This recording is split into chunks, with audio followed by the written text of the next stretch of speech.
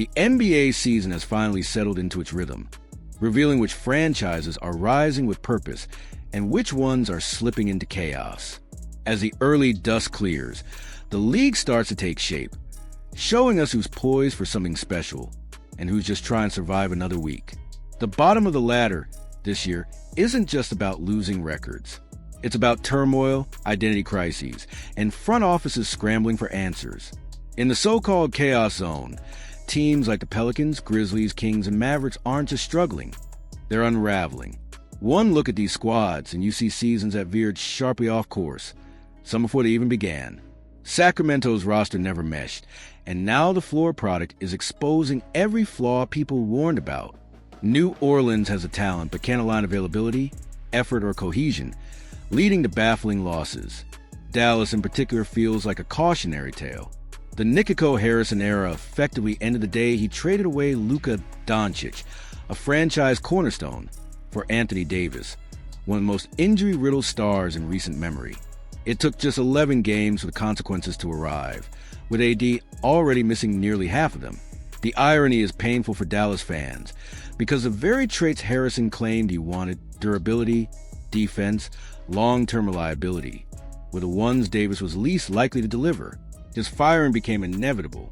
Now the Mavericks sit at 3-8, holding a season that feels broken before it ever truly began. Meanwhile, Memphis faces concerns of a different kind.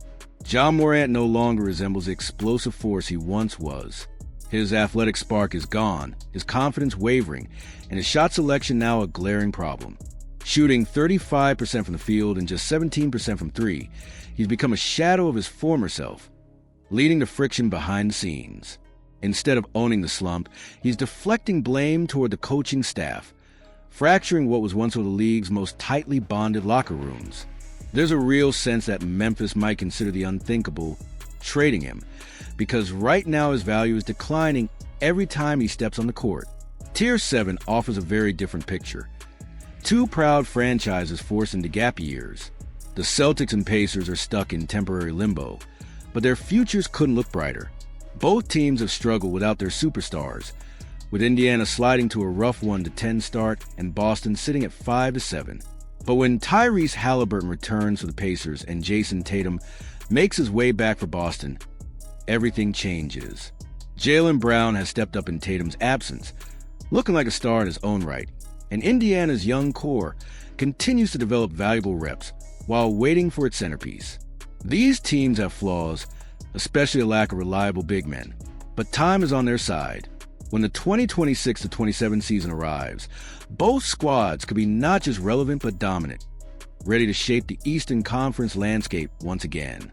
In Tier 6, the Nets, Wizards, and Jazz embrace the harsh reality of rebuilding. They're bad, and they're supposed to be bad. With a draft class featuring prospects like Darren Peterson, A.J. Dianza, and Cam Boozer, these franchises have little incentive to win now. Their seasons hinge on lottery luck and long-term vision, hoping a single superstar can shift their trajectory and breathe life into their future. Tier 5, the middle class, is filled with teams floating near .500, battling inconsistency, but far from hopeless.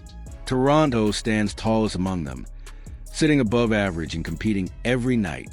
Charlotte's young players have been a revelation, with promising rookies flashing the kind of upside that could shape their future. Portland, once written off due to Damian Lillard's Achilles injury, now finds renewed hope as Dame inches closer to returning.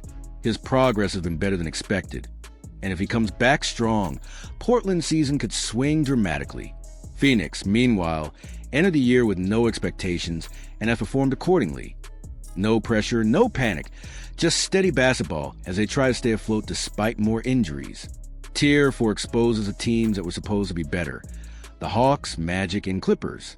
Fans expected dark horse contenders, but instead they've witnessed stalled development, poor chemistry, and questionable coaching decisions.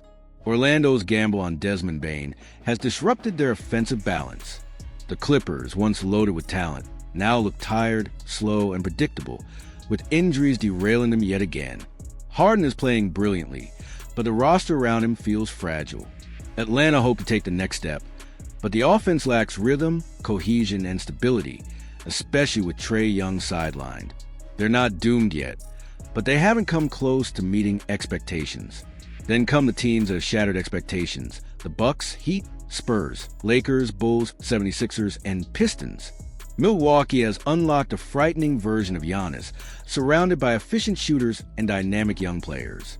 Miami continues a tradition of defying odds, reinventing their offense while Norman Powell delivers scoring bursts. San Antonio is becoming one of the league's most inspiring stories, with Wembanyama showing flashes of generational greatness, and the team defending at an elite level. The Lakers, missing LeBron entirely, are somehow thriving behind Luka's astronomical numbers and the emergence of Austin Reeves. Chicago is using Josh Giddey's breakout to redefine its offense. Philadelphia is buzzing with excitement as Tyrese Maxey transforms into an elite scorer right before our eyes, while rookie VJ Edgecombe injects new energy. But perhaps the biggest revelation is Detroit, rising from the ashes of 2 miserable seasons to look like a serious contender. Cade Cunningham's MVP-caliber start, paired with elite defense, has completely rewritten the narrative around the franchise. In Tier 2, the real threats loom large: Golden State, Cleveland, New York, and Minnesota. These teams have all stumbled, but they remain built for the playoffs. Golden State still carries the DNA of champions. Cleveland regains its balance with Darius Garland back on the floor, and New York's new offensive system makes them one of the most dangerous teams in the East. Minnesota, with Anthony Edwards healthy again, looks like a powerhouse returning to form. Their depth, defensive strength, and star power make them a team nobody wants to face in a 7-game series. And finally, Tier 1 sets the standard: Oklahoma City, Houston, and Denver. These are the teams playing at a championship level from day one. OKC is terrifying, blending elite defense with explosive scoring. SGA looks like the MVP favorite. Chet Holmgren has taken a leap, and the supporting cast continues to overachieve. Houston has developed one of the strongest identities in basketball, dominating the glass and finding balance on both ends. And Denver, the team many still believe will win it all, remains as disciplined and efficient as ever. Jokic is putting up absurd stat lines, Jamal Murray is thriving, and the supporting cast is deep enough to weather early shooting struggles. The season is still young, but the energy is unmistakable. The contenders are sharpening their weapons. The middle class fights to break through, and the chaotic bottom continues to spiral. But the storylines are only just beginning, and as injuries heal and trades unfold, everything could shift once more. Now it's your turn to weigh in. Which team surprised you the most?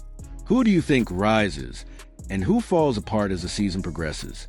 Drop your thoughts in the comments, and if you're enjoying these deep dive breakdowns, make sure to like the video, subscribe to the channel, and turn on notifications so you never miss the next big NBA storyline.